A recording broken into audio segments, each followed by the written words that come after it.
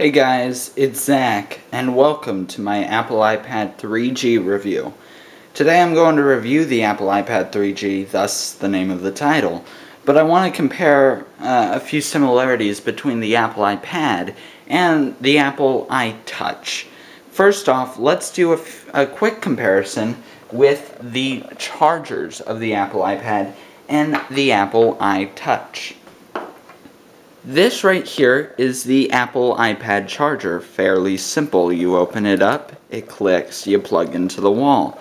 This detaches and can be used as a USB straight in with the ever so popular iPod, iPad USB device.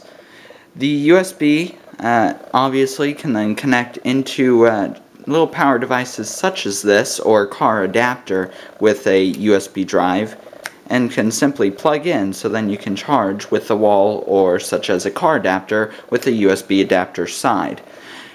My Apple iTouch is very similar and has the exact same wall outlet. Plops open, you can open it up, take this out, and it is the Apple iPad USB. This USB is the exact same for the iTouch and can actually be used for the Apple iPad. Again, it's a USB side, and this is able to connect into a wall adapter with a USB side or a car adapter like such. Now, first off, let's get some first impressions of the Apple iPad. Very plain. In fact, you can actually see my reflection with the camera. When you turn it sideways, it's rather thick. It's about 1 inch thick, and that's expected with a tablet of its size. We have the cover on, but if we took off the cover for the Apple iPad, you can see its clever design is rather slimming compared to the with the cover on. The cover is about 1 inch wide, whereas the Apple iPad itself is about 1/2 inch wide. Of course, when you come to the back, you've got the ever so clever Apple logo, and then of course the iPad with the amount of gigabytes. This happens to be 32. It's silver, just like any other Apple product. On the back, you've got your speaker phones right here, but you also have this little tiny device. This is new on the Apple iPad, and what this does is it allows a user to lock the Apple iPad. When you lock it in place, a red dot will be put on. This indicates the Apple iPad is actually locked. It obviously works, but files you will save will not turn on. When you unlock it, the Apple is unlocked, as it said right there, and when you lock it, it comes on saying it's locked. Obviously, this is the Apple iPad home screen. Very similar to the iTouch. In fact, I've got my iTouch here to show you how similar it is. Here's my Apple iTouch. Very, very similar. Very sleek. There's the chrome finish.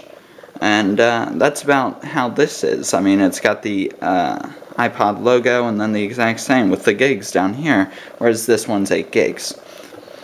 32 gigs, 8 gigs. Now, obviously, there is this very noticeable size difference.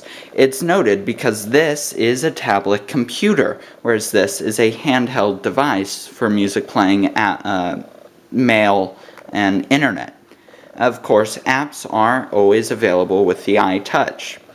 Now, I've got the first generation iTouch, and I got it for $50 from my cousin. Not bad.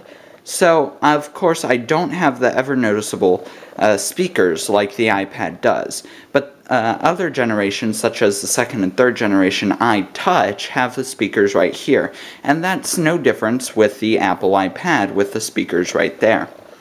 Of course, the iTouch has the speaker and the charging right down here, and the Apple iTouch is the very same with the charger right here and the speakers right here. The earplug phone, however, is up top on the Apple iPad, whereas down here on the Apple iTouch. Just a few differences between the two. But besides that, there's no real noticeable difference. Of course, they both have the same iconic home screen button, and that's basically about it.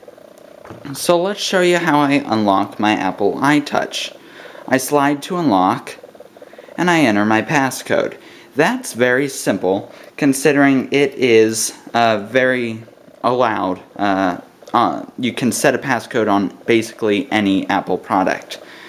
Now, something I noticed between the first generation and second generation Apple iTouch is that when you scrolled from the home page of your apps backwards, it took you to a search bar where you could search stuff such as music. And it would literally search for words that have music in it. However, on the second and third generation of the iTouch, it didn't have it. The iPad, however, brings that iconic, fun search thing back, and it's actually very helpful, I found it. All you do is move back and sit down and type in what you want, such as music.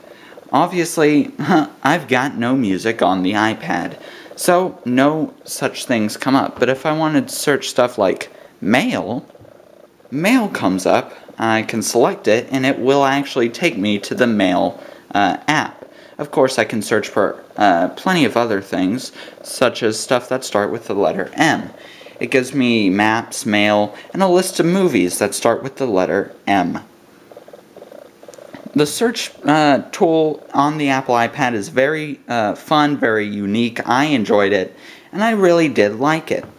Now, this Apple iPad is being leased to my father well, not leased, but loaned to my father by the U.S. Army. So it doesn't have that many apps, let alone any music right now, but it very well could. However, it does have some of the same features as an Apple iPad, or iTouch, excuse me.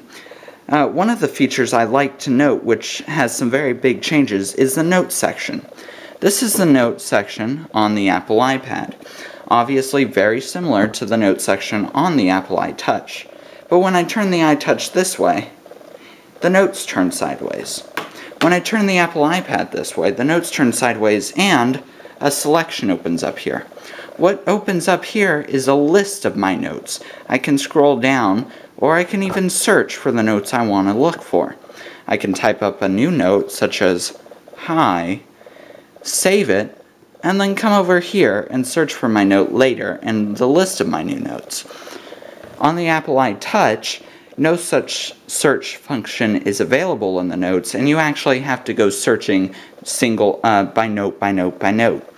It gets kind of tiring at times, and I actually like how the Apple iPad incorporated this new note system.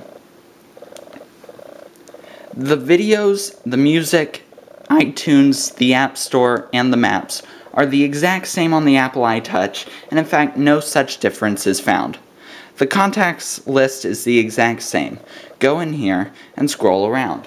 I do like how they changed it up to match a contact book, but like I said, this is being loaned, so we don't have any real contacts in there. The settings is very similar to any Apple product. You've got your Wi-Fi, you've got your brightness, your wallpaper, your picture frame, and of course the general settings, the mail, etc. Very similar, and it works fine. YouTube's the exact same thing. You have the ability to log in. However, the thing I find is I personally do not like products that don't have Adobe.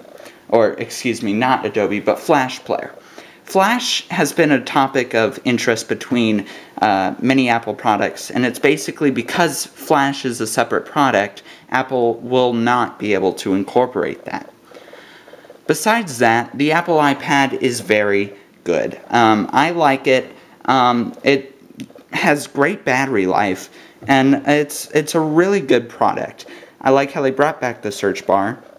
And besides that, it's really nice. It's great to use, and it works perfectly. You can, of course, buy accessories for it, and it will work perfectly fine. That's my review for the Apple iPad. I hope I helped a lot of you guys out. I can't get all of this in 10 minutes, but I hope I did. Again, go check it out at your local Best Buy. I hope you enjoyed it.